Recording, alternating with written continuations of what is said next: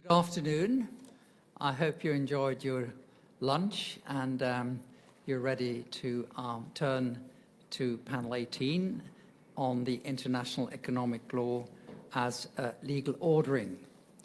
Normally when we talk about legal ordering, we talk about the allocation of powers between different layers of governance, whether it's local, regional, national, or international, and ask who best is able to dispatch a certain task here.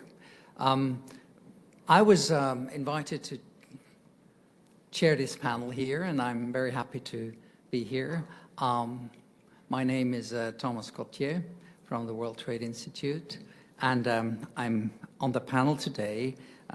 We have Zohra Ahmed. She is from an associate professor at Boston University, and what is really interesting, she has a background in criminal law and procedure and ventures with her paper. She's going to discuss into a core issue of public international law.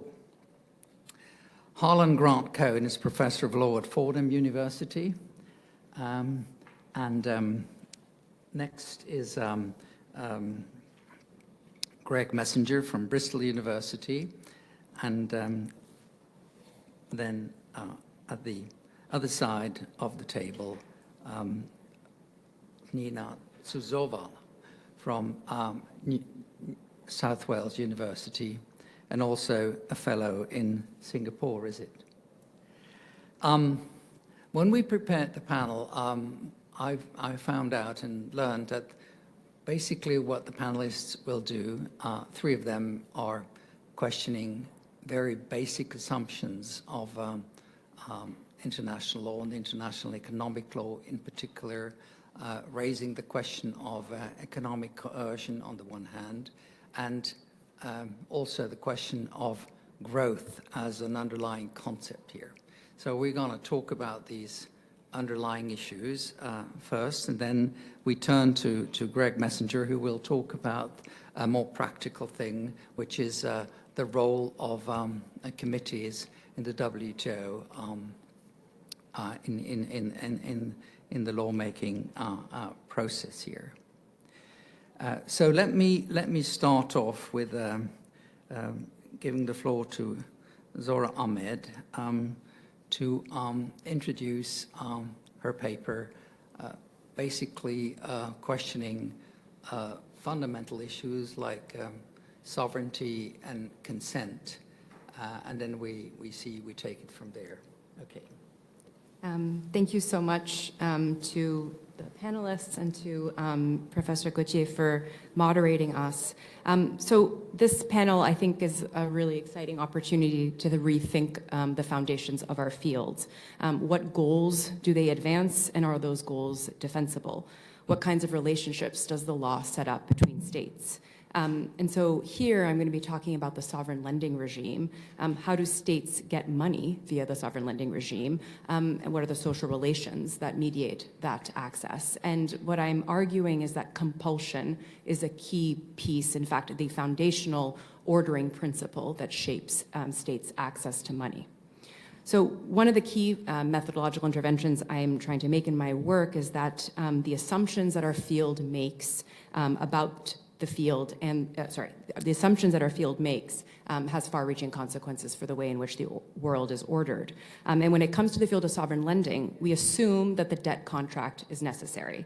And that assumption has really an enduring impact, and it itself is a reflection of very specific historical and doctrinal choices. So as a general matter, the field of sovereign lending and the field of the law of sovereign lending focuses on the downstream consequences of debt. That is, there's a lot of written about restructuring and default. And yet, oddly, we see very few incidences of default, thankfully, I think.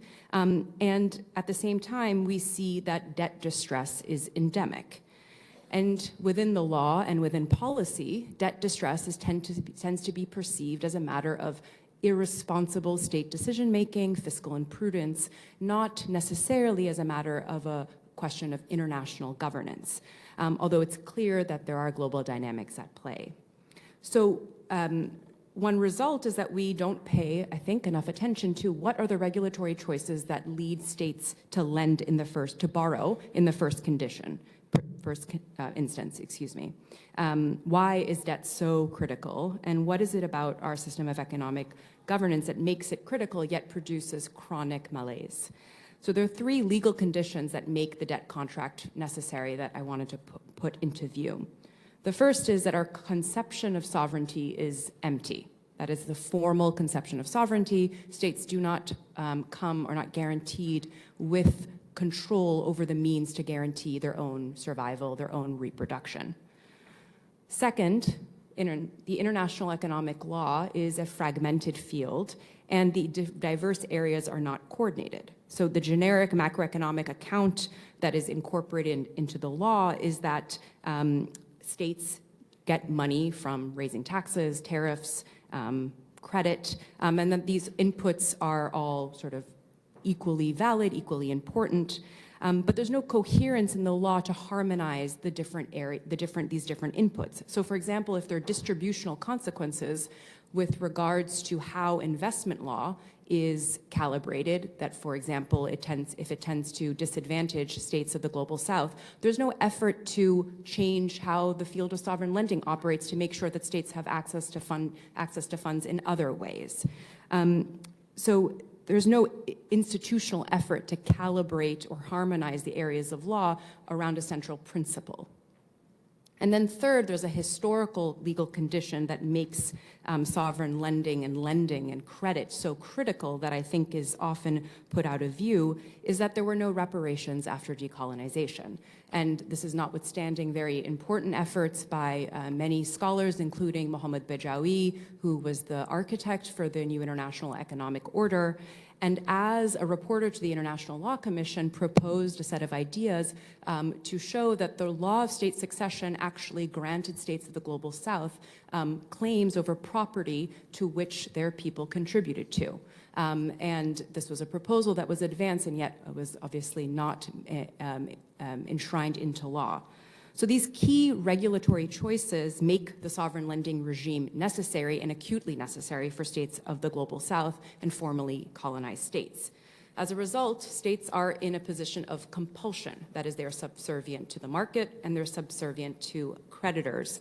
And those regulatory conditions I'm urging that ought to be sort of subject of legal inquiry. So once you have these background assumptions about the field put into view, then I think we can better understand the terms of the sovereign lending regime, which I'll go on to describe. So the sovereign lending regime is hybrid, right? It straddles public and private actors, markets, and states. And it's characterized by hierarchies between the global north and the global south. And paradoxically, although perhaps not surprisingly, it can exacerbate indebtedness rather than alleviate it.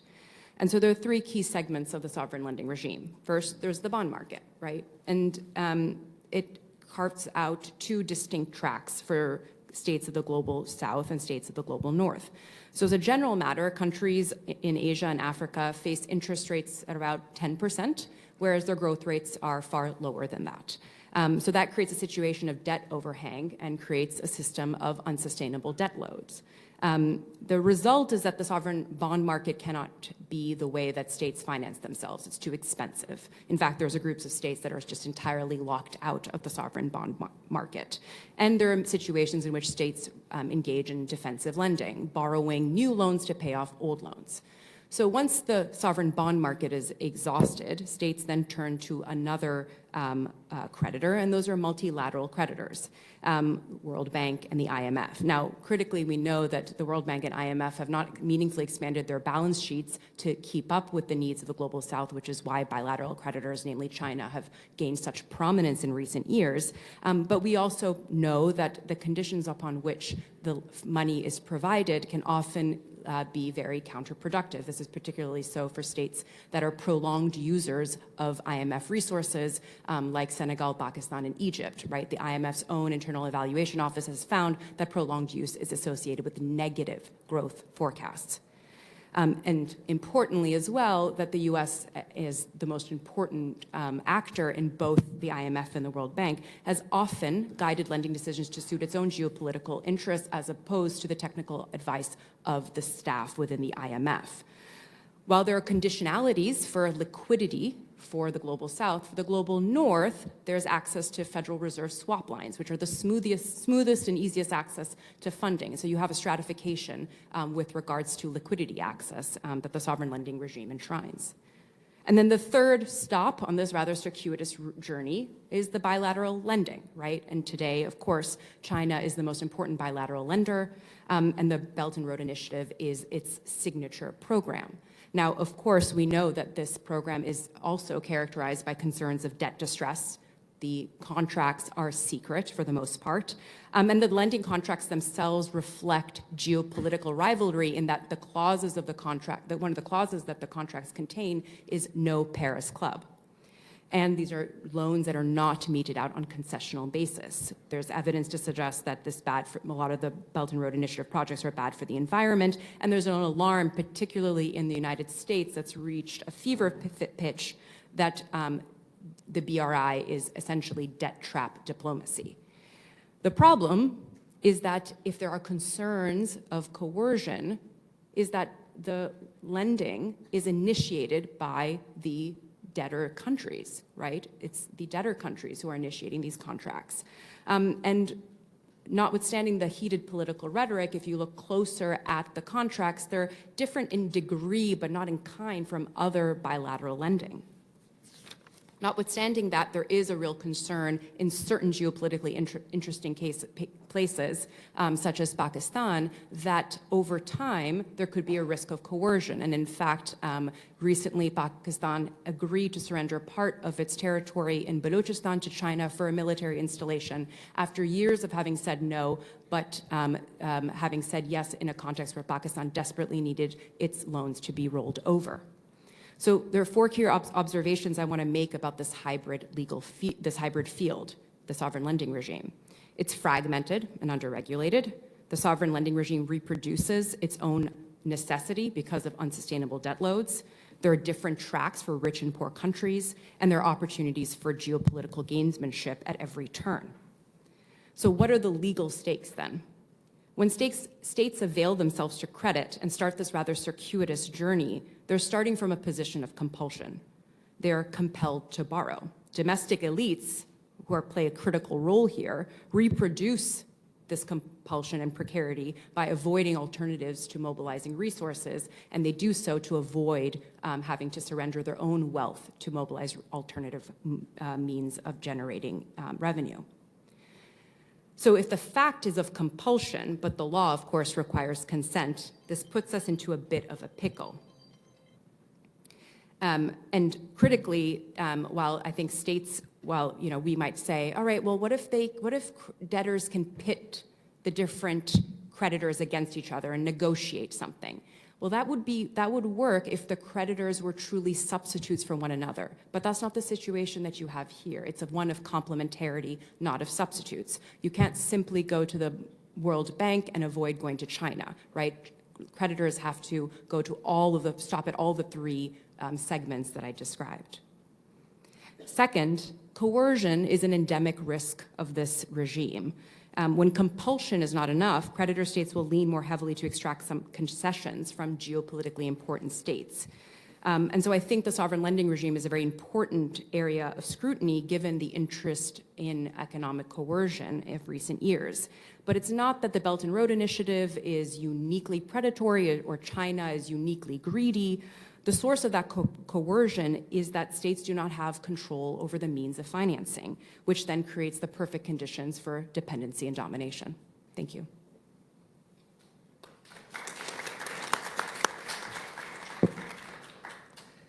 Thank you very much. So you basically assume that countries are in a situation of coercion, and so all the contracts they sign and to which they have to agree, basically is a formality which cannot remedy basically that asymmetry of power which we see here. I think that's a good way to move on to Harlan, who's basically addressing the unresolved problem of economic coercion. We are very different from the use and the threat of use of open military power. This is still unsettled in our field, and he will argue that this is a very, very important underpinning of what we're doing in international economic law. So please. All right, well, thanks so much, Thomas, and thank you to the organizers for letting us have this kind of conversation. Thank you also, Zohra, for really setting the table very well. I think you're going to hear some echoes in my intervention here of some of the things that Zohra has said. So as Thomas explained, part of what we're trying to do here really is to push back against underlying assumptions of the system, to test boundaries, to see what's natural and what's artificial, to see what's required and what can be rethought. In particular, we do want to shine a light back on our own field and fields of international economic law to see how the boundaries that have grown up between them may themselves be hiding normative choices about international law and justice, what power looks like and who has it, right? What effect does dividing security or human rights or environment from trade from investment, both of those from monetary policy have? How does it change the principles that matter in our conversations, or even the meanings of principles themselves, as I think Ntina will talk about? How does it change whose interests matter, who has a say, who has expertise? Now, my work in this regard has focused more and more on the increasing collisions between economics and security, the fight to define those two categories, and the stakes of defining any particular issue as one or the other. We can see this in manifesting in all sorts of ways across this conference, right? Redefinitions of security exceptions under trade and international and investment agreements, the expansion of export controls and investment screening to cover more dual-use items like semiconductors and AI, and the widening, expanding use of economic sanctions from limits on bankings to tariffs to achieve a widening range of foreign policy goals. If you were following the news closely, you may have seen the latest insane version of this was the U.S. announced tariffs today on Brazil because Trump is mad that they're prosecuting Bolsonaro. All of these moves, take that in. All of these moves and fights are reminders of the power of definitions, right? In this case of security and economics, to change the terms of debates, to change the valences of legal rules, to reframe law and policy goals, but most of all, to allocate or reallocate power, right? Definitions of security define the allocation of power between institutions and governments. Think here of how WTO exceptions work. They define the allocation between different governments, right? Those capable of taking unilateral economic measures and those not. They define the allocation between agencies within governments, whether they're those focused on national security or trade or something else. And they define the allocation between governments and private actors, right, deciding, for example, whether semiconductor trade requires government management or intervention, or whether it can be left subject to market forces.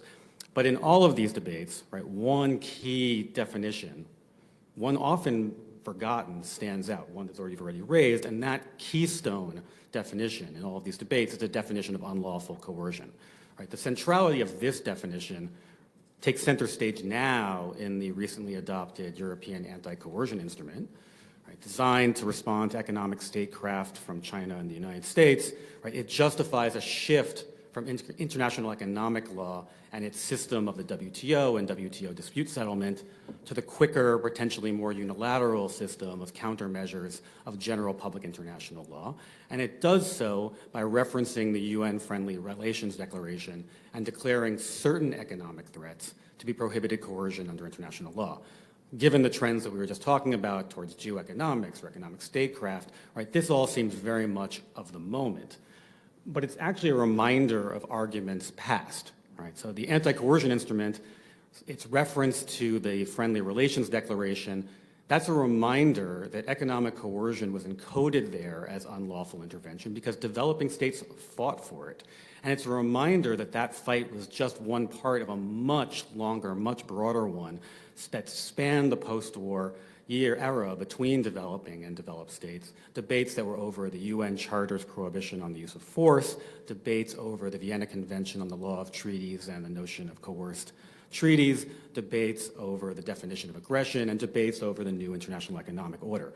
Now, many of those debates now seem almost like historical footnotes, right? right? The definition of unlawful coercion that seems to have survived those fights has been quite narrow, excluding most economic pressure as simply hard bargaining. But as the anti-coercion instrument suggests, right, those debates are not totally dead, right? In fact, they're being revived now in debates over the lawfulness of sanctions and over weaponized interdependence. Right? In an era in which economic power is increasingly wielded as a weapon or seen as a threat, right, the stakes again of these questions seem quite high. Right? In the tit-for-tat back and forth of economic measures, the definition of unlawful coercion can decide which measures are lawful sanctions and which are unlawful intervention, which are hard bargaining and which are aggression. Right? States once again see that line matters. But the anti-coercion instrument and these reopened debates reveal that the definition of coercion is not just a doctrinal question, right? It's a structural one. Right. The definition of unlawful coercion emerges in these debates as a central defining structural feature of modern international law as a whole. Right. It's a spine or a weight-bearing pillar on which the whole system balances. Right. The line between unlawful coercion and hard bargaining divides international law into a dual-track system with two sets of rules. Right. It essentially divides international law into two. Right. On one side of the line is a space that is universal, mandatory, and prohibitive, mostly in rules related to security and sovereignty. On the other side is a space that is permissive, voluntary, and subject to bilateral haggling, where governance is delegated to bespoke state-to-state deals and private ordering. In this sense, right, the line between prohibited coercion and hard bargaining does not just divide the realm of security from the realm of trade and international economic law. It plays a structural role in deciding what kind of power is acceptable in international law and what is not. Right? Military power is taken off the table from the perspective of international law. Economic power, though, is fair game. Right? International law, the UN Charter recognizes sovereign equality, right? But that equality needs to be defined, right? Equal in what way? The line between unlawful coercion and hard bargaining actually helps us to define that, right? States cannot use their differences in military power to influence international law. But states are free to use the differences in relative economic power. And states can use that economic power in various ways, right? They can use it to make particularist one-sided deals, but they can also use it over time to try to turn those deals into broader rules or agreements that might be added to the mandatory prohibitive corpus, right? To add to the other side of the equation, processes that we see playing out to a certain extent in trade and investment. In this sense, right, the two-track system that this coercion line creates is not just a two-track substantive system, but a two-track legislative one, right? Creating dual competing modes of rulemaking. The UN-sponsored multilateral negotiation competes with the wealthy state-sponsored web of deals. And none of us should be surprised that multilateral rules eventually adopted through the second track tend to favor the interests of the economically powerful. But the definition of unlawful coercion does not just define the equality in sovereign equality. It actually helps define sovereign. In some ways goes back to some of the things you were saying, Zohra. This is why it was so central to developing state arguments as part of the new international economic order. Right? As debates over the NIEO showed, right, the definition of coercion is intermeshed with questions about sovereignty over resources, over the scope and meaning of self-determination, over the robustness of economic rights. While unlawful coercion is in part defined by the means of pressure and the amount of pressure, it is also defined by whether the subject of that pressure is one that states have ultimate authority over. Right? It's only unlawful intervention if states have the right to have authority over that particular thing. To put it another way, right, I think this will echo some of the things Zohra you were saying, what can other states, private actors, or international organizations lawfully demand in a bargain or a loan? Can they demand control over resources? Can they demand control over the tax base? Can they demand control over the means of survival? Can they demand control over governance? Can they demand control over dispute settlement? In this sense, it is the narrow definition of coercion, right, that creates the space for bilateral investment treaties, the space for international arbitration, the space for specialized commercial courts, the space for private loans in the bond market, and even the space for private charter towns like Prospera in Honduras. On the flip side, right, if we had a more robust definition of unlawful coercion, it would require public governance for more and more of these questions, which shift logics from consent to rights, from contracting to legislation, and make more and more efforts to control various fair, potentially unlawful forms of coercion. Right? So to bring us back to our original topic, International economic law, right, is itself a product of the definition of unlawful coercion and the fundamental separation of these two spaces, but its reification as a field, right, its reification through all of us, right, is also something that reinforces that line itself. And I'll end there and look forward to the conversation.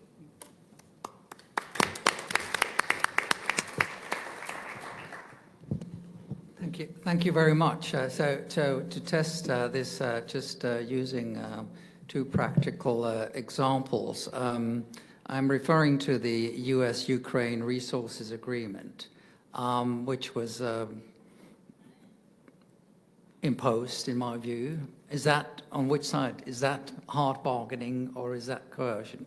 Or the April 2nd Liberation Day tariffs, which are these days, I don't know, the 9th, probably by the end of the month, are going to be imposed.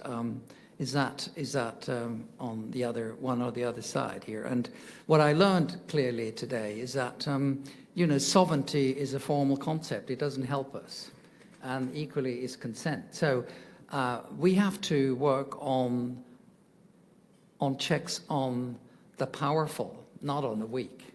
The weak have to consent, etc. It doesn't help them. So what could be criteria one uses to check to put checks on the deployment of power in these various symmetric relations here?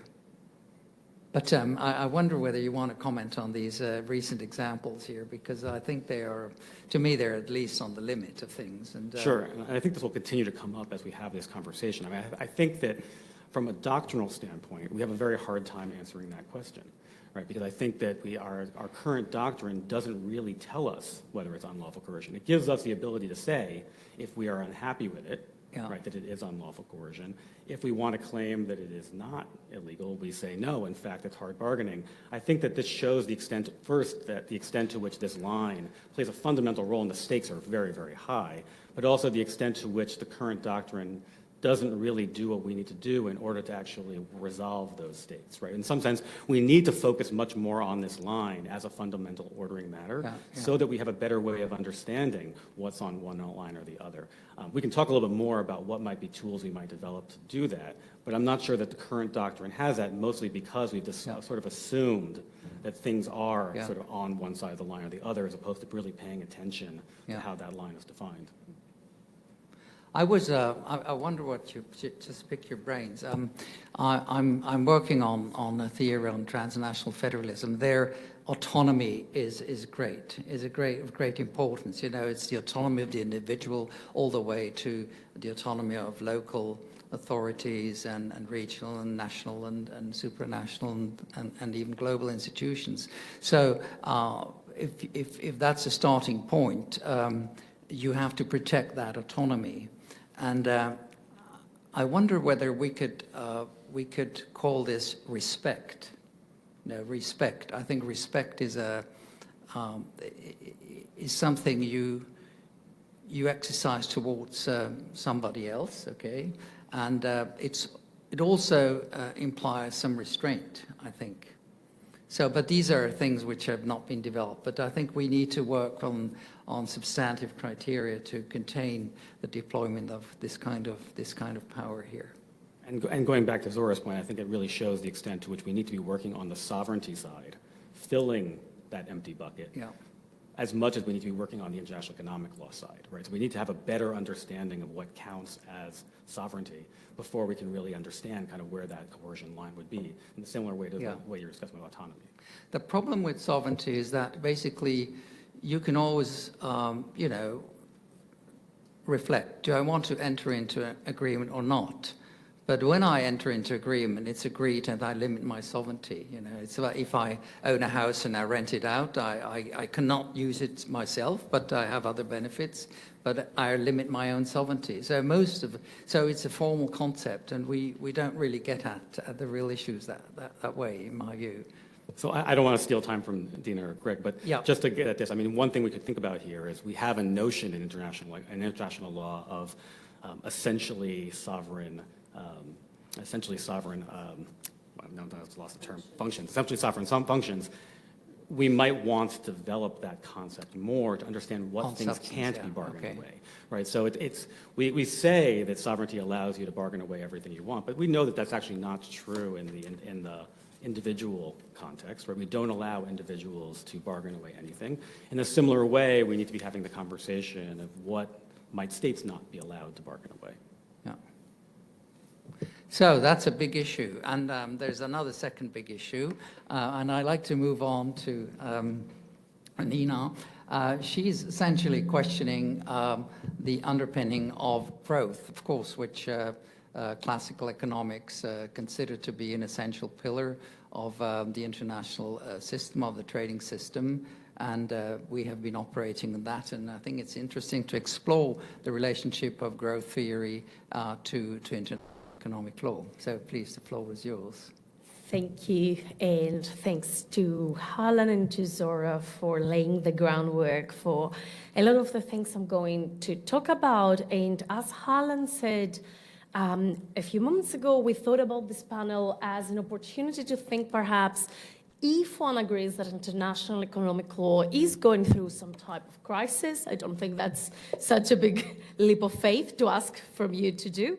I think it's a good time to use this crisis to perhaps think about the assumptions, but also the material structures that underpinned the function of international economic law, let's say since the 1990s or even since the 1940s for some aspects, and perhaps think what erosions of these both ideological but also economic structures might have precipitated the current crisis. And in my view, one of the main sometimes implicit, sometimes explicit bedrocks of international economic law writ large has been a dual assumption about economic growth.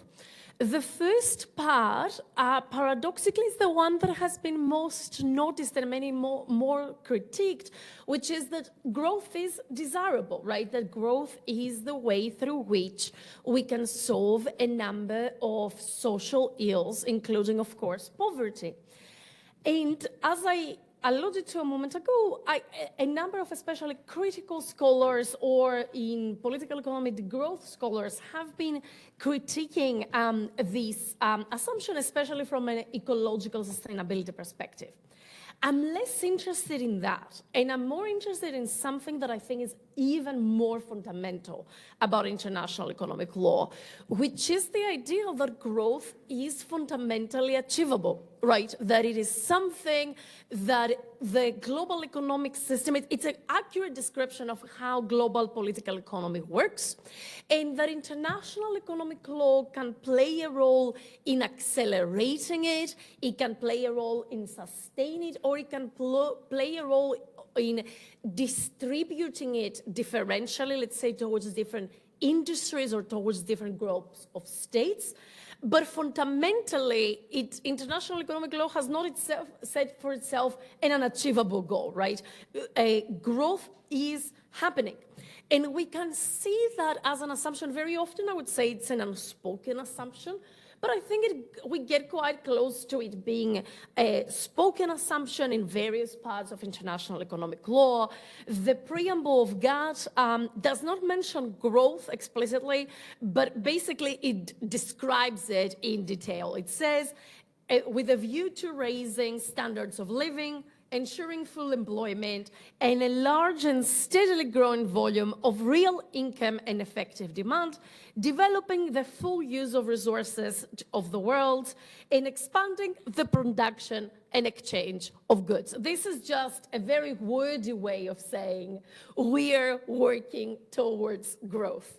Article 4 of the AMF Articles of Agreement read, recognizing that the essential purpose of the international monetary system is to provide a framework that facilitates the exchange of goods, services, and capitals among countries, and that sustains sound economic growth. Growth is a reality about the world. It is happening, and what international financial law can do in the case of IMF is to try to sustain it.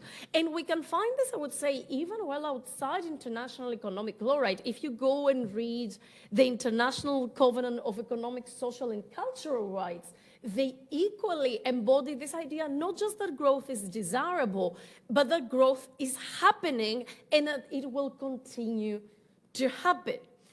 And I would say for the bargain, especially of the WTO, so especially for the Uruguay round of negotiations, the idea of the achievability of growth was central. It was central to the idea that even though to an extent the WTO bargain locked in a lopsided division of labor in which those states who happen to already be technologically advanced and those firms that happen to be technologically advanced would protect this advantage through intellectual property rights, while those who didn't would not be able, for example, so easily at least to use import substitution in order to industrialize. But the idea was that nevertheless, because growth rates would be high, large part of the world would nevertheless benefit, right? That the idea was if we can manage to sustain these high levels of growth, nevertheless, a lot of people will be raised out of poverty, but also a lot of investment within developing world will actually be sustainable. This idea of feasibility was not a crazy idea to have at the time, right? Especially, I would say, for the IMF articles. The first 25 years after World War II were exemplified what we, in retrospect, we know was actually a pretty unusual bound of global growth, but also we saw after the 1970s and 80s, there was very much a decade of slump.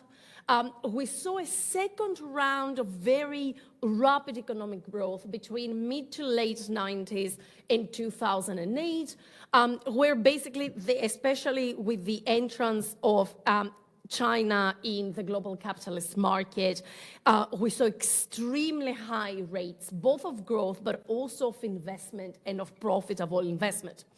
This came to an abrupt end in 2008.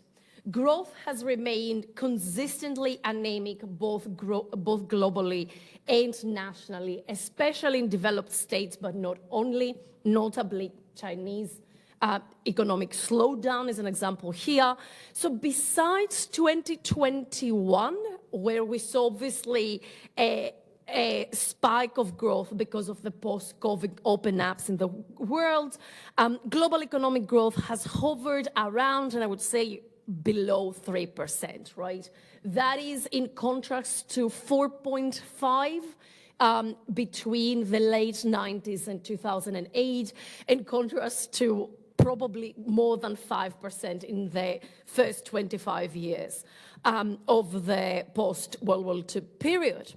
And I would say if we look at this from international economic law, from that point of view, the point of view of economic slowdown, a lot of popular framings of what is going on might be questioned. For example, I'm wondering if thinking about the slowdown of economic growth can correct some of the explanations that focus on geoeconomics, right? That say there is the reasoning of economics, but it has recently to be balanced against the rationality of national security.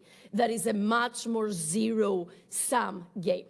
And I would say, actually, if we take economic slowdown seriously, and I think a lot of policymakers do, I would say this idea of zero-sum game comes from within the economic sphere, right?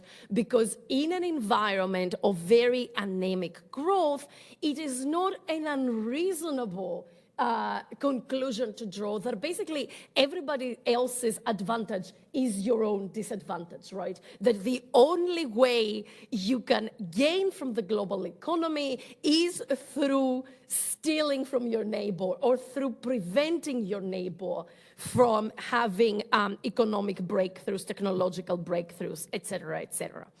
So that is one aspect. The second aspect, and I have, I think, 90 seconds of doing that, is saying the what and the so what question. And I would say I think there is two ways of moving the inquiry forward, and I will not do so because I have 80 seconds. The first question is, did international economic law play a role? Did it contribute to the slowdown of economic growth, right? Which is perhaps a very counterintuitive point to start from, because international economic law is thought of both by its supporters and by its opponents as synonymous of growth. And I would say, if I had time, please someone ask me a question, that I think there is at least two ways of thinking of international economic law as as complicit to secular stagnation.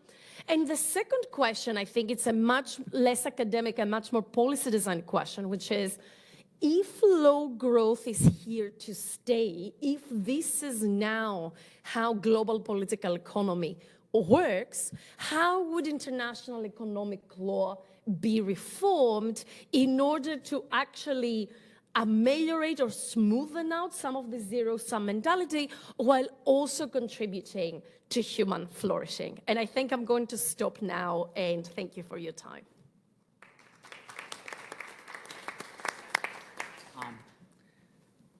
Thank you very much.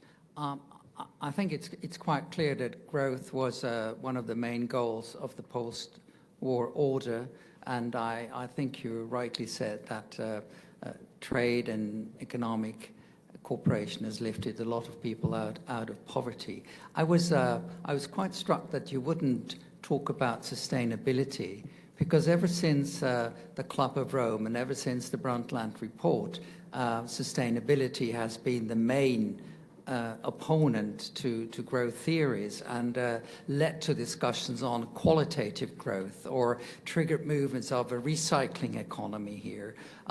Would you want to comment on these angles? Because I think I hope you agree that the recession and inflation and flagration is not a good thing we should aspire at any rate. But we, we try to qualify sovereignty, we might want to qualify growth and contribute from the legal side to this. But I think sustainability and the sustainability goals, I think, could be an important framework to actually give a more qualitative angle to this issue.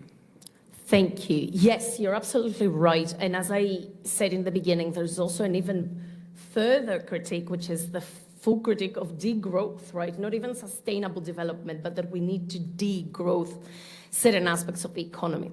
Here's why I think this is not necessarily the right way of looking at it. Since 2008, we have seen actually extremely sluggish rates of growth, while, for example, emissions have continued to go up, right? So apart from moments, obviously, of outright recession, of course, emissions go down in 2020. Of course, they went down in 2008, 2009.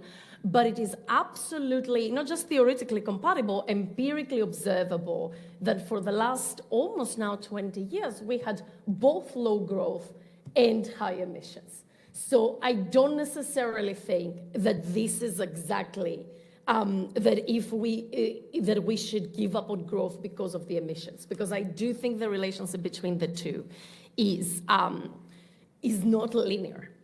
The second point is this about the question of sustainability and the sustainable development goals. In a world where economic investment is controlled by private actors, which it is, people do not invest to achieve the sustainable development goals. They invest to achieve profit, right? And they do so based on their predictions of profit. I would say that some aspects could be better if they would be actually a much larger degree of public investment that was doing things based on the sustainable development goals or other collective human goals. But insofar as investment remains privately controlled, expectancy of return is how it works. And I would say international economic law has put a lot of effort in making sure that investment remains privately controlled, right? It has been implicitly and explicitly in different points of time a tool for ensuring private control of investment. And I do think once we accept this, low growth is a problem insofar as it means even lower investment, and we're all trapped into an anemic growth situation. There could still be a discussion that says, okay, if we accept that growth is low, how do we still aim to fulfill human need in this context? But I don't think even the sustainable goals have started with that presumption, right? They have started with the presumption that growth is fully achievable and that we can achieve the rates of growth that we saw, let's say, before 2008. And that has not come to pass. Yeah. Thank you. Well, this opens a lot of important questions. For example, whether markets operate on their own or actually are created by the law. But we may come back to that. And let's move on to Greg. Greg is going to talk about the role of committees. And I just, before he starts, I'd like to, I don't know whether Gabrielle Marceau is in the room, but she wrote a wonderful paper about the ongoing work on trade and climate change in the WTO Secretariat, which is not well known among academics and let alone the public. So I wonder whether you can help us to get these committees more into the lime. Am I pushing the right button? Okay, yes, good, I am. Okay, so thank you so much for the introduction, and it's been really interesting hearing compulsion, coercion, consent, sovereignty, growth, and all these kind of challenges of these sort of fundamental terms that we sort of take for granted.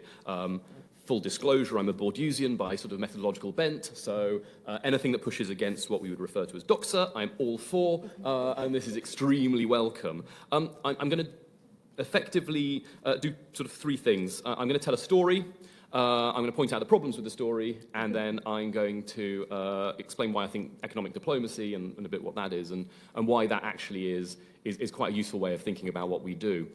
And in short, I'm sort of challenging what we think of as where law happens, by whom, and how. The story is a really familiar one. It's one we tell ourselves, it's one we tell our students, it's one we tell our loved ones, strangers on the bus, in the gym, in the supermarket, anyone we can get and talk to. And it starts like this. Once upon a time, on the 15th of April, 1994, the Uruguay round was concluded and everyone signed the Marrakesh Agreement. And this was the birth of the new generation, the new age of the multilateral trading system. This is the great high point of that sort of optimistic post-Soviet multilateral cooperation world. And its particular great achievements, right? So a single undertaking, a single set of rules for all members, right? With broad coverage. The rules were going to cover loads of things, goods, services, intellectual property. And these rules were also going to be enforceable. Compulsory dispute settlement, a dispute settlement system that would work effectively and efficiently, and, by the way, for one of the key players, the US, the only international organization which it signs up to, which has de facto compulsory jurisdiction. And the institution, none of this fudgy GATT nonsense, it's an international organization, formally constituted by treaty, no provisional application to worry about, we know exactly what it is. This is the great high point, right? Sadly, there are stumbles. From the early days. Think of the battle for Seattle and think onwards. Already we have deadlock. The legal system is perfect. It's beautiful. It works really well. The dispute settlement system's amazing. We have all of these panels and an appellate body. But the political bit of it's not working. We don't have consensus. They're not agreeing things. These awful people can't agree things. And our perfect system isn't working right because the political bit of it doesn't work properly. all of these members are being really short-sighted. They're going off and concluding all of these free trade agreements. It's fragmenting our lovely unified legal order. They're breaking it all up. They're WTO plus, WTO X agreements that all include dispute settlement mechanisms of their own, even worse, right? And already, even in those days, we have the seeds of a thing that will come back and haunt us, perhaps the start of not entirely clear compliance. And I'll do an unfair parochial nudge, the EU on SPS and the US on trade remedies. And if that was the stumbles, perhaps now we're definitely in the fall, right? The appellate body crisis, I don't know if we call it a crisis if it's 10 years in, but nonetheless, there we are. The beautiful jewel in the crown, and I'm terribly nervous saying that, not functioning, right? So the great bit of the dispute settlement system not working. Appeals into the void. Subsidies now, and we've heard about industrial strategy and policy over the last couple of days, subsidies on a scale that we have never seen before across the globe, distorting markets.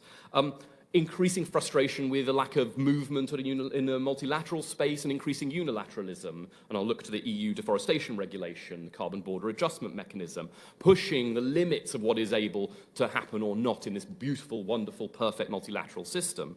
And then, of course, now tariffs, illegal tariffs, arbitrary tariffs, random tariffs, different ones every day of the week, and no one really knows what's going on. And we follow this stuff obsessively, and we don't know what's going on. What hope does business have? So that's the story we all tell. What I'm going to suggest is, first of all, a conceptual move, bracket Trump tariffs. I don't think they're helpful for any analysis. If you think that they would not happen, or they would be deterred by a functioning appellate body and or conclusion of the agreement on fisheries subsidies too, I think you're living in cloud cuckoo land, so let's bracket that. All the other stuff, I agree, is still sort of structural problems. What I'm going to suggest is actually this is less about the rise and fall of the multilateral trading system. This is more about the rise and fall of trade lawyers. And fair enough, we're in a room of trade lawyers, so we should feel bad about that. But I'm going to suggest that actually most trade law doesn't happen by trade lawyers in panels and or the appellate body or FTA panels.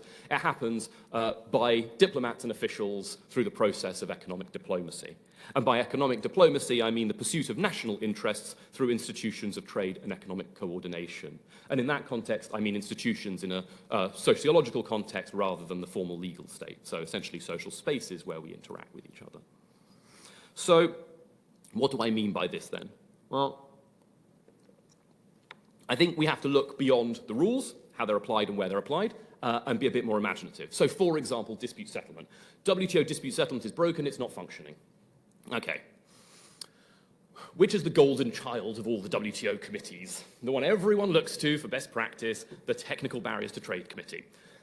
Excuse me. So the TBT committee is the star. For those who are interested, for the nerds on TBT, it is, it's the best practice. So since the creation of the WTO, around 56,000 technical regulations and conformity assessment procedures have been notified to the TBT committee.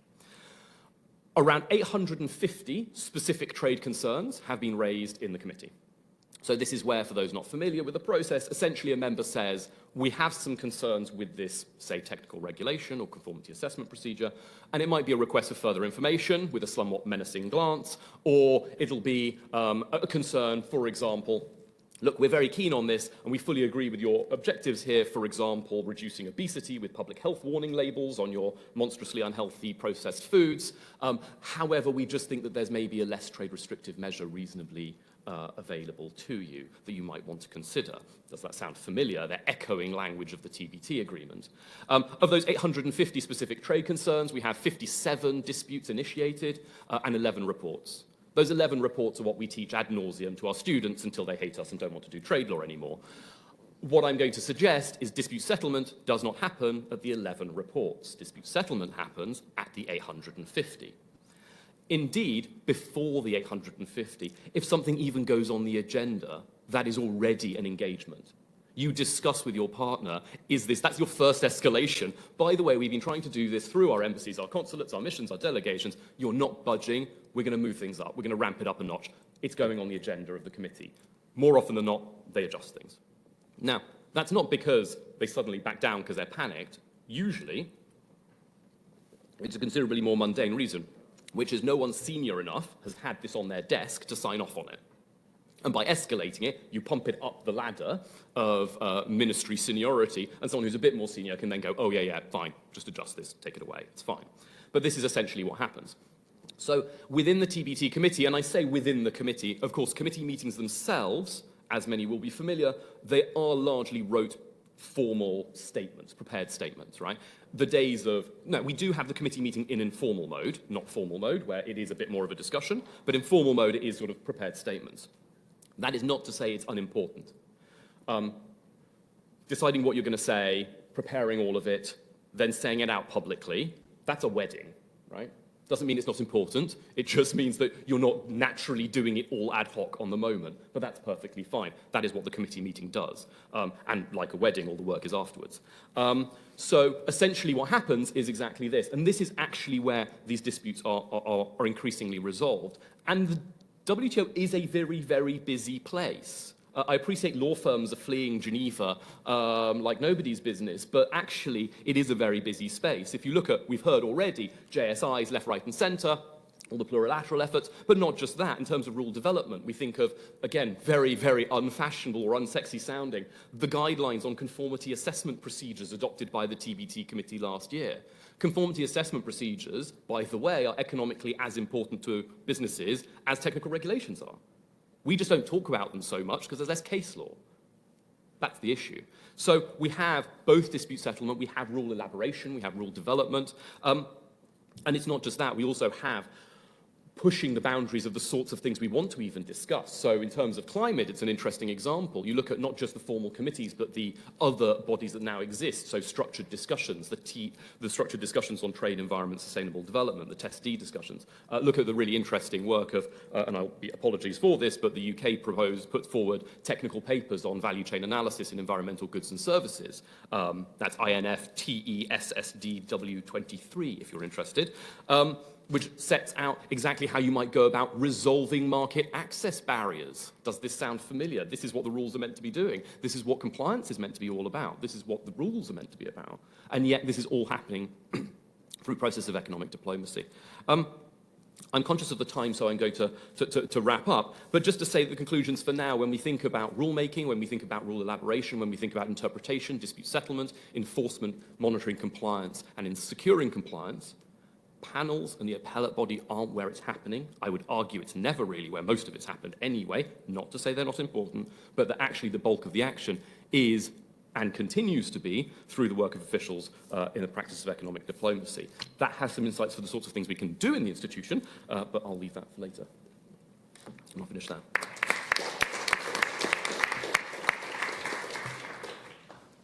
Thank you very much, Greg. I very much enjoyed your black and white, the picture of the WTO at the outset, which we often read in the press.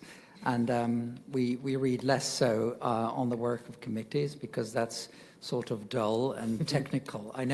By the way, I never understood the distinction between technical and political things. You know, we leave the technical question to the technicians, and we, the ambassadors, we deal with the big issues, while the big issues are often just the technical ones. But by the way, so the question is, how do we bring that kind of work into the public domain in the awareness of how the system works? You know, I mean, you rightly said the dispute settlement system is not dead. It's just the appeal mechanism which doesn't work. Where people, if you talk to politicians, it's dead. We need to go elsewhere. So what do you propose? How should this be conveyed, apart from your academic research we're going to read?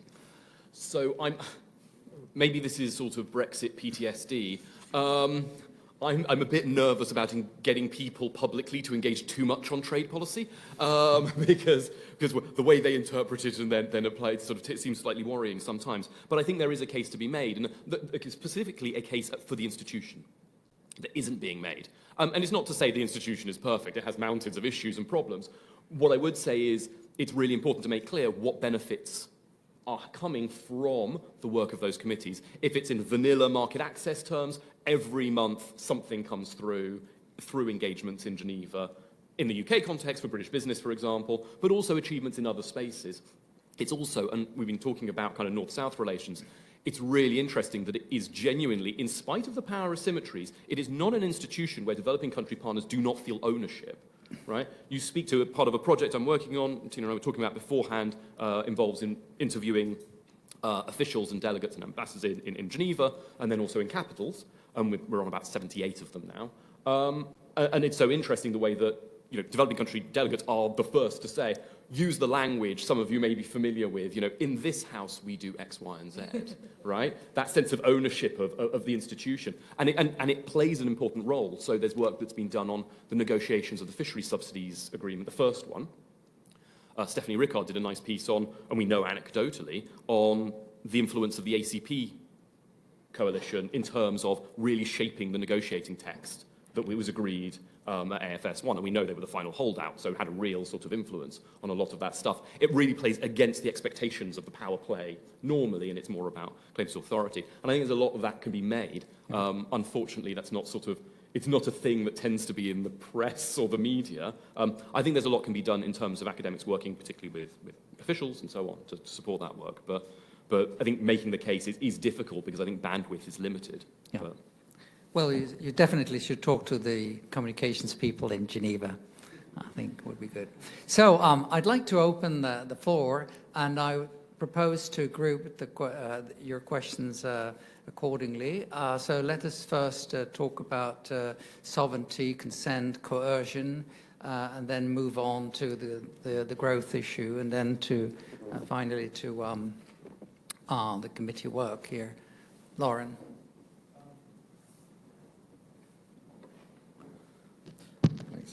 Yeah, I've got a question about coercion to Harlan and I think to Zohra as well. I mean, it's a bit surprising, isn't it, that the EU, of all actors, should now be crying about coercion, given that coercion was a concept invented against the European imperial powers. I'm just wondering what you make of that. It's peculiar. Does that change your opinion on the I know defining coercion is difficult. It may be impossible. Of course, the EU Council of Ministers may have the job of deciding on economic coercion. They won't be able to escape this, possibly. But what do you make of this change in, let's say, invoker of this principle? Does that change how you see it? Yeah, I think that the irony is very hard to overcome, and I think in some ways, though, it does provide a moment for new allies to think about doctrine and to be thinking about the rules. I think from the sovereign lending space, coercion really has come up to the extent that there's concern about China, and so it does provide then an opportunity to think about, okay, let's reevaluate what are the sort of the risk factors that enable it. And I think that, yes, there's very stark irony, and you have to sort of, at least I find myself having to move away from, like, I told you so, to a more productive place. But I think the problem might be that coercion tends to be, again, it's a conception of economic power that is dyadic, singular. That person did something bad. And I think what we need to be able to we have to move sort of those who understand that coercion is a real thing to be able to see the structural anchors for it. Because I think right now the conversation about coercion is about China's uniquely greedy, predatory practices. And I think what you see from the perspective of the sovereign lending regime is that all of those practices the contracts are initiated from the global south. They are entering predatory contracts. So then let's have a conversation about why that is.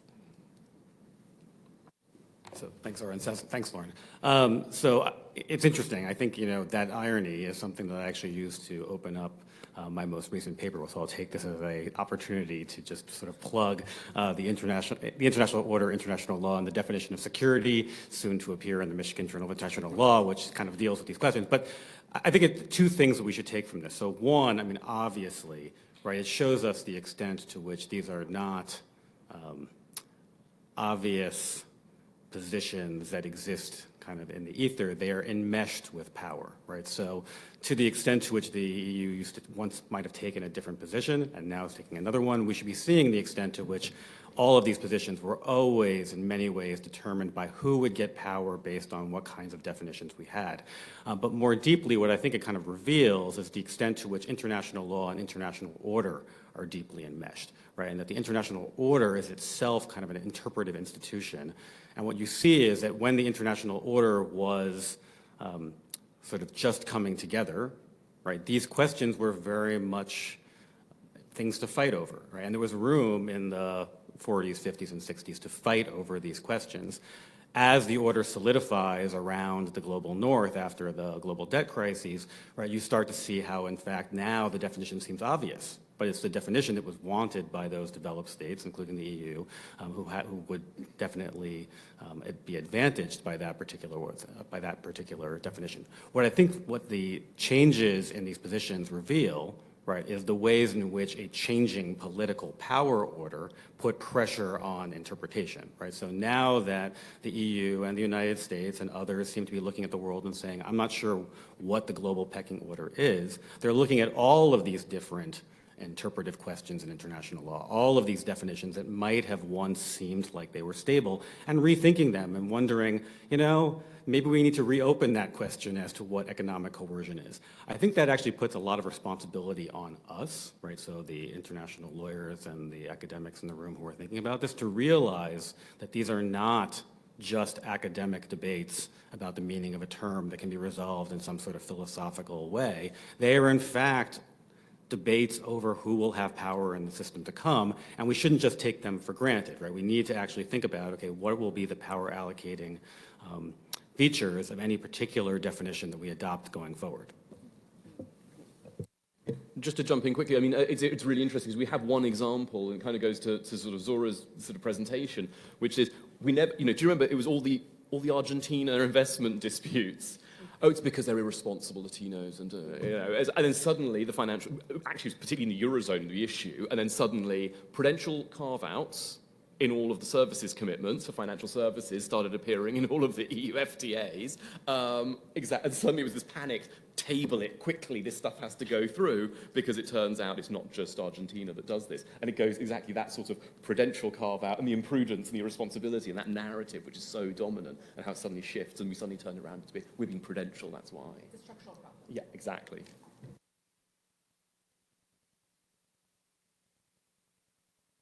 Well, thank you very much. You mentioned sovereign lending, unlawful coercion, and economic slowdown.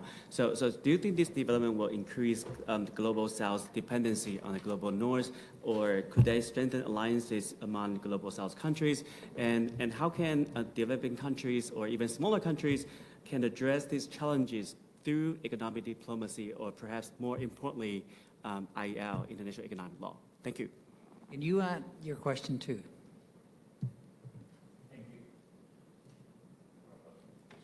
The right button, yes. Wonderful panel, thank you so much. Unearthing the structures, the deep structures. In both presentations, I'm still kind of hesitant into the relationship that you attribute to structure and agency in a number of processes. So for example, for Zohra, if you're looking at dollar hegemony, right, is that a form of, so since we're talking about lending, was that a form, agentic form of oppression? Is that a structural constraint in which borrowing countries from the developing world have to grapple with? Where do you place that? And for Harlan, similarly, when we talk about coercion versus freedom therefrom, if we make, so who would be the voices that would help recalibrate the equation in order, for example, to adopt the more expansive notion of coercion that you have in mind? Would that be, for example, the Global South reminiscent of the old debates? And if so, wouldn't that, in a sense, diminish sovereignty? Isn't sovereignty also the ability to contract out freely, to bargain hard? So how do you see, both questions are about structure and agency and where you place the line between the two. Thank you. Is there any further question on this? One more, okay, but then we have to close this. But it's on a different for a different speaker. Is that okay? No, not a different speaker, just this subject here, okay. One more, okay, I'm sorry. We have to look at the time, so one more question. Just to pile on to those two a little bit, it's a similar question, but I was curious particularly about the concept of consent and how it plays into, it's not really the exact same thing in different treaty regimes. Like in contract or in legislation, consent operates differently. You could have one that operates through a legislator, you could have one that operates through delegated representatives, and in each area of international economic law, whether it's trade law, investment law, or the IMF for finance, they're all slightly different forms of consent. So is it consent? Is coercion the absence of consent? Are there different consents? Just kind of a general, say more kind of question to both of you. Okay, great questions. 5 minutes for you, huh? Together. Sure, I think there might have been a question for Ntina too, but okay, great. So I think this question about sort of agency versus structure is important, right? And I think what we see here is we really can't tease the two apart too much, right? In a sense, they are co-constituted, right? So agents created the structures we have. For a long time, those structures, which are then made up of all of us as agents, right? Those structures are then defining the space for those agents, but then eventually at some point, agents push back and try to redefine those structures, right? So there's a constant process of co-constitution here, and I think we need to see it that way. I think it's wrong to say, okay, this is the agents or it's the structure. No, this is actually the relationship between the two, and we want to understand that dynamic. Now, in terms of sort of what happens, how do you kind of move forward in thinking about kind of a definition of coercion? And this gets at some of the other questions here too, right? So if we were to simply leave things to the current processes, right, we're going to end up with things going down very particular paths, right? And I think what you're already seeing, I think this is already playing out, is that as we have moved to, and this goes to some of the other questions, kind of a at least more multipolar world, right? There's going to be more fights over this, right? More different actors are going to take different positions on what the rules should be here. I think you're already seeing this play out in some of the variations that you're seeing over these positions from, say, the EU or, say, the BRICS countries. And you can see this playing out very clearly over sanctions, right? You're seeing some real refined positions here as people try to figure out exactly how they want their preferred interpretation to play out, one that either allows their sanctions but not others, or disallows all sanctions altogether. I think you see that kind of playing out. But I think what's more important to hear as we're kind of looking at kind of the structural role that this particular line is playing is to think about whether or not we can move beyond that line, right? That's not going to happen from the states who are fighting about this. They're going to use the tools they have to fight at that line, right? But we should be thinking about, right, is there a different way, for example, to think about what coercion might mean? What does it really get at for us? Would it be better to have a system that doesn't use the dichotomy of economy and security to define everything, right? So right now, everything, whether it falls into one side or the other, that kind of defines all the features of the system. Maybe we need a different one that thinks instead in terms of, say, impact, right? So we should put aside kind of what's the category of the thing, but think about what is the impact, right? And what are the ways in which states might need to ameliorate that impact? What responsibilities might they have towards ameliorating that impact? So you might start thinking about new rules about proportionality and justification that might be kind of generalizable. Not to say that these are the rules we should have, but this is the kind of process that we should be engaged in, right? We should be saying, okay, now that we see that this is an artificial division that states are fighting over, right, can we find something that actually would be fairer for everyone else? And that's much more of a job for us in a room like this than for the states who are going to be following the established paths because of the ways in which agents follow structure. Thanks. Okay, Zohra. Okay, I'll be quick. I'm trying to address the two questions together around agency versus structure, because I think I'll, cite to Bourdieu, right? The structure limits a certain amount of agency, right? And so you have certain strategies to cope with the conditions that you're given. Now, for example, in Pakistan, which is a country that I study the most, which is really a basket case of debt dependency, you have kind of a great kind of controlled example of what happened to Bangladesh. Bangladesh is not a prolonged user of IMF resources. It has found an alternative way to avoid the same fate, but it is the way that what it has pursued is low-end retail, right? Low-end manufacturing of kind of a sweatshop model. And so there is a way to avoid the chronic dependency, but, and I think you can, and I think it's certainly possible, but there are real significant constraints, and also that path is not one that necessarily delivers prosperity. I think the key here, though, is that I wouldn't necessarily put my faith in reforming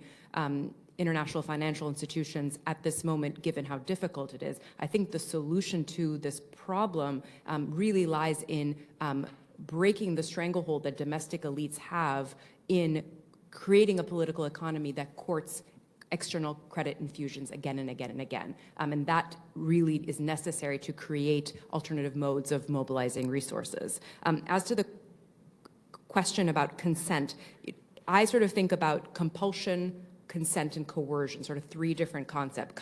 Compulsion are the set of conditions that cast a shadow of doubt on meaningful factual consent. And then you have a formal notion of consent that you find in the Articles of State Responsibility, which is just nominal consent from the government that has effective control, and it's distinct from coercion, right? But I think coercion is sort of the extreme, obvious example of one taking, dominating over the other. But in some ways, it's the failure of the endemic forms of compulsion that a state has to rely on coercion to get its way.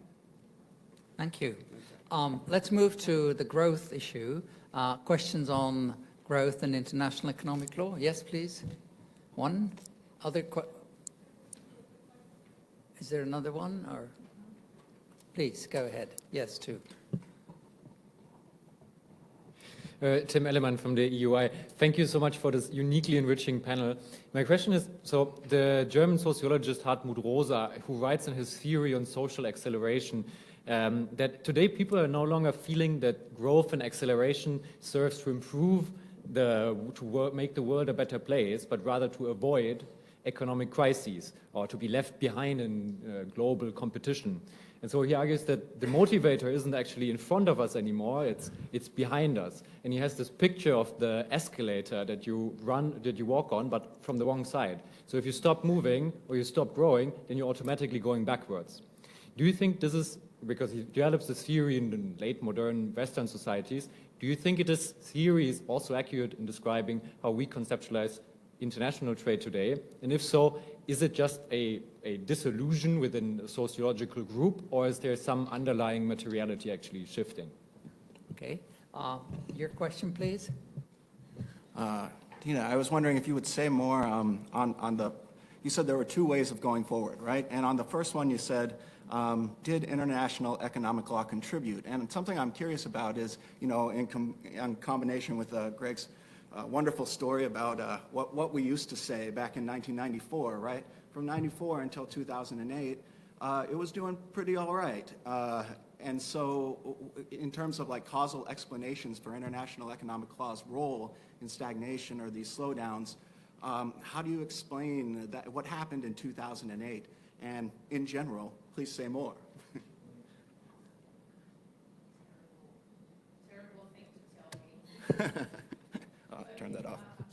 All right, there I am. So the question about, so a first correction, perhaps I haven't read the piece I would actually love the reference, is obviously this sense of stagnation as an overwhelming sense of stagnation is overwhelmingly also Western, right?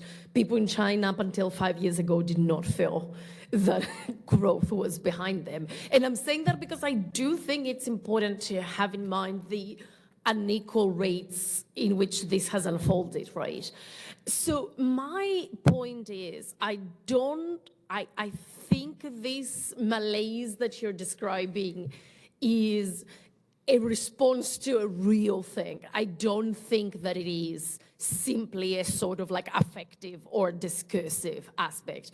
And I would say especially in conditions in which across the world, labor income has declined, right? If you rely on working for your income, your share in national income has declined, and the way, especially I would say, center and center-left governments were dealing with that in between 1990s and 2008 was actually having relatively healthy growth rates that nevertheless meant real gains for some people, even in the developed world, in the bottom, let's say 20% of the income rate and bracket. And when that stopped, this sense of malaise settled in. But my point is, I'm trying to say, I do think, to go back to Professor Cottier's question, in systems where private actors control investment for profit, the slowdown of growth has real material implications. I don't think it is simply an ideological connection to growth that made us think is so important, and especially in context, where private investment drives investment, and also where income distribution has become so lopsided. So your question about why was there nevertheless a period of growth? To me, there is one answer, and the answer is China. And obviously the WTO was part of that, and not just China. The opening of East and Southeast Asia, both to endogenous investment, but initially to investment from outside, right?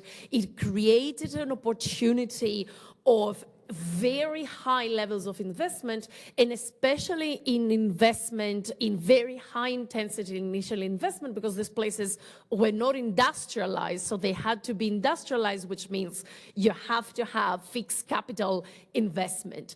And that combined with the very repressed wages created a period of really really healthy profit rates, right?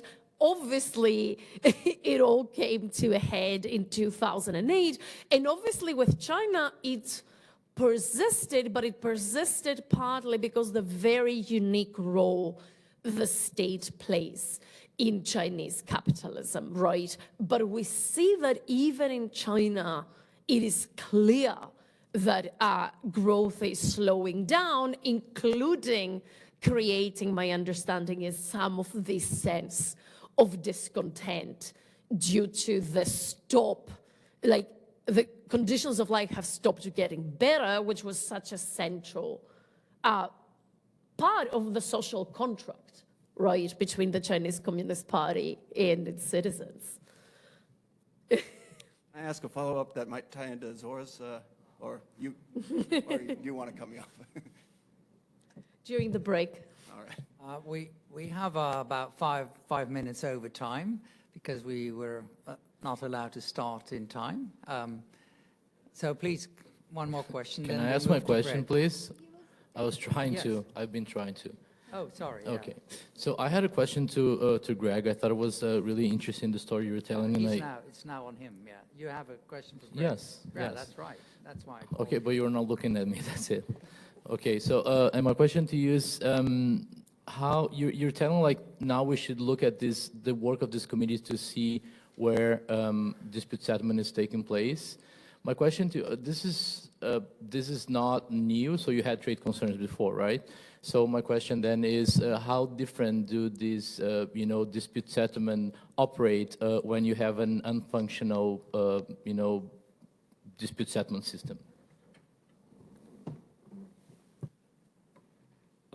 Yeah, thanks, really helpful. I think one thing I would just say is, I use the example of the TBT committee. It's not just there.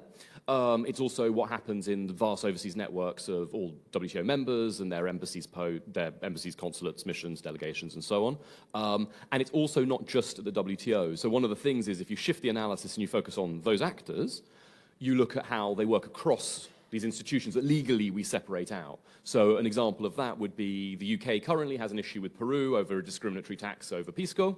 That has been raised in Committee on Market Access and the Council on Trade of Goods at the WTO. It's also been raised in the Andean UK FTA in the committees there, and more importantly, informally in every engagement that there is between representatives. So there's kind of that going on. So it's one part of the picture, but yes, definitely. What's happening in terms of how is this changing? There's way more work. Is the bulk of it right now, to be honest. So there's two things. One is the TBT committee now meets when it meets. It meets for days because there's so much on the agenda to get through. I mean, that I don't think is necessarily a problem. That's a workload question. The committee at the moment roughly meets 3 times a year. Doesn't even need to do that according to the agreement, right? That's already more than it needs to. It's because there's a demand. That's fine. Where there is a worry, which is a part of the problem because of the lack of an AB and concerns over appeals into the void, is you do have a number of issues that are just bouncing around and they're not moving. I would suggest that that is a concern. Let's see how many of those develop. That has actually always been the case, perhaps slightly less in TBT, but look at SPS. I mean, anyone who loves to watch the EU get kicked, that's the committee to go and watch, right? They've had the same defending measures all the time, over and over and over again. So that's kind of how it's... The other thing as well I'd suggest is, I think as more attention has been paid to these institutions, I think certain actors have become... Emboldened isn't the right word, but I think their value has been recognized more, and this is a social space. And I think in the trade context, broadly speaking, crudely said, power comes from market size, respect comes from competence. And if you want to look at who's actually making progress, holding the EU's feet to the fire over the ghastly EU deforestation regulation, that's Paraguay, right? That totally counters expectations of who's the powerful one that's going to go, Paraguay. Their delegate is the one that everyone looks to for the lead on that. And I think that dynamic, it has been sort of enabled through the attention to something. And I agree, it's not new. I would suggest that actually this has always been the case. We're just all like now paying attention because the AB is not there anymore. And that's why suddenly we've looked at it and thought it was interesting. Thank you very much. I think this brings us to the end of the panel. Just some food for thought. I think it would be interesting to explore the role of courts under Article 1551 of the Vienna Convention on the Law of Treaties as arbiters on these questions. You know, these questions are rarely brought to courts of law, and I think one way to further develop that would be here. I think on the growth issue, I would really recommend to systematically explore the relationship to sustainability, the whole research which is taking place there and where it fits. And it goes down into very practical issues, for example, reformulating the economy to recycling economy, and that means a lot for services. And so it opens up a whole field in the services field, which should be explored and which is not done. And on Greg's point, I think a similar study would be interesting on the TPRM. I think that's a similar, and then very importantly also to explore the relationship of these committees to other committees of other international organizations, particularly in Geneva, because all these issues are cross-boundary, and do we have a working structure that we feed in mutually, for example, with the World Health Organization, etc., and that could be another layer to look into. Well, that brings us to the end, and I would like to congratulate our speakers, and I invite you to thank them for a very, very interesting session on the fundamental research in our field. Thank you. Thank you.